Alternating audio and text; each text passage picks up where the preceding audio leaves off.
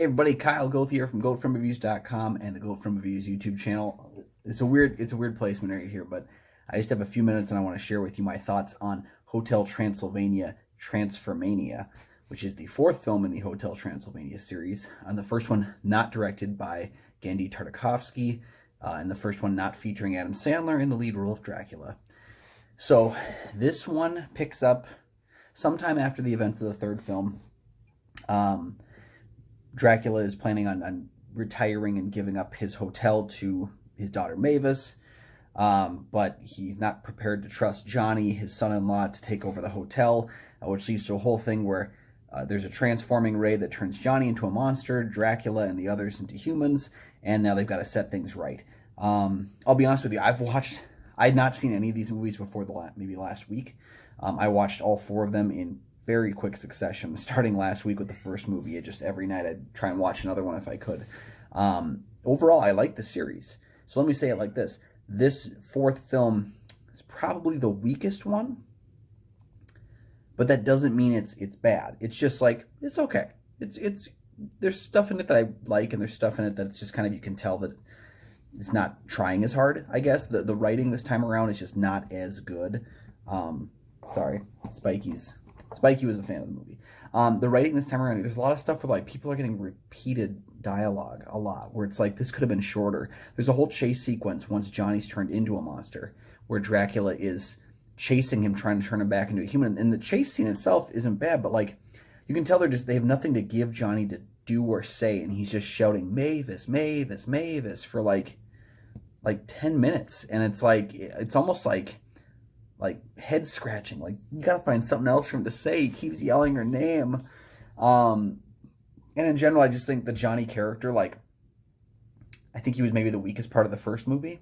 I like that this movie is going back to the original idea about Dracula, his daughter, and Johnny. That was what the first one was about. That's what this one is about. The other 2 and 3 were a little bit less about those specific elements, so it's kind of cool to see them going back to it. But yeah, just like it felt like they had nothing for him to do. There's a whole moment where Dracula repeats my hotel, my hotel, my hotel, like, and he just keeps saying the same thing. It's just like some of the dialogue and certain characters describe what's going on instead of just seeing what's going on. So there's stuff like that where it doesn't feel as polished as a screenplay. And certain elements, like they're heading to this one place to get an item. I'm trying not to go into too many spoilers, but to get an item to fix the situation. And the place they're headed is kind of bland, you know? It's like, at one point they're in an ice cavern, and it's like, what's special about this? They describe it as terrifying and deadly, and it's just kind of an ice cavern. And so, just less polished portions of it. I put it maybe on the same level as Hotel Transylvania 2, because I think 3 is probably my favorite one right now. 1 is a close second behind that. 2 is just beneath that. And I think what 2 edges out is, I gotta say, like, Mel Brooks saved 2, and he added a lot to 3 as Dracula's dad. And he's not even in either movie that much, but he just adds a little bit extra to each one of them. I really liked his portrayal of Dracula's dad, and he's missing from this movie. But what I do like, let's talk about the things I like about it. I like that this world is ever expanding. So, spoilers for the last couple movies, I guess. In the third film, we meet Abraham Van Helsing, Dr. Van Helsing, who's been trying to kill Dracula for 100 years maybe or so. And I like that he appears in this film as well. Like, we keep adding new members to our cast. I think Blobby wasn't in the first movie, and Blobby shows up in the second one. He's a nice little bit of comic relief throughout the entire series. You know, outside of Dracula's dad not showing up, pretty much everyone who is added to the cast keeps adding more. And I like when franchises, especially ones that are kind of like continuations into each other, I like when they build off each other like that.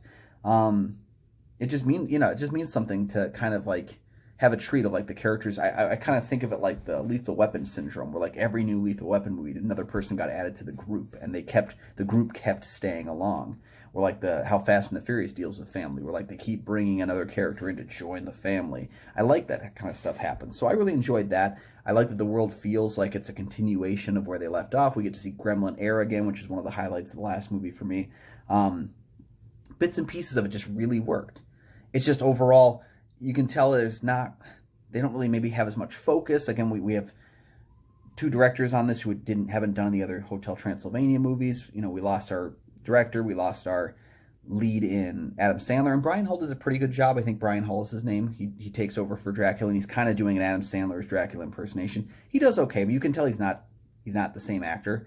And Kevin James is missing as Frankenstein, and again, Frankenstein doesn't have a lot to do in this movie, so that's kind of okay. It doesn't really matter.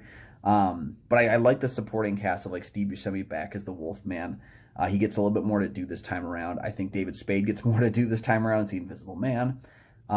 Yeah, bits and pieces like that, things that really worked in the movie for me. But overall, it's just a little bit messier than the other ones. But if you like the other three movies, I would say check this one out. If you don't like the other three movies, or you haven't enjoyed any of them up to this point, why are you still doing it? Like, there's no reason to watch 4, because I don't think 4 is going to sway you. So that's kind of the line where I think it's in line with the other movies. I don't think it's awful. I don't think it's brilliant. But it's in line with the others, just probably the weakest one of them, but still worth checking out if you haven't, if you've been on this ride so far. Those are my thoughts on Hotel Transylvania 4, Transformania. Be sure to comment down below once you've seen the movie. It is going to be on Amazon Prime. Let me know what you thought of the film and how would you rank the Hotel Transylvania films and your general thoughts on it as well. I'd love to hear them. I love hearing comments from people who watch the show. Go ahead and drop a like and subscribe as well. We say it all the time, guys, but it certainly helps. Every like, every subscription does help the channel. It grows the channel. It allows me to do more things with the channel. And if you want to see more content, that's the way to do it. If you want to be part of the conversation, comment. That's the way to do it. You can also share the video to keep the conversation going there. And you can check out goatfilmreviews.com for my over 1,000 film reviews and thoughts on the movie business. As well as my sibling show, Kyle and Nick on Film, with new episodes Mondays, Thursdays, and Saturdays. Link is down in the description to go check out that channel and get started watching those episodes as well. So hopefully you enjoy that, and we'll see you next time.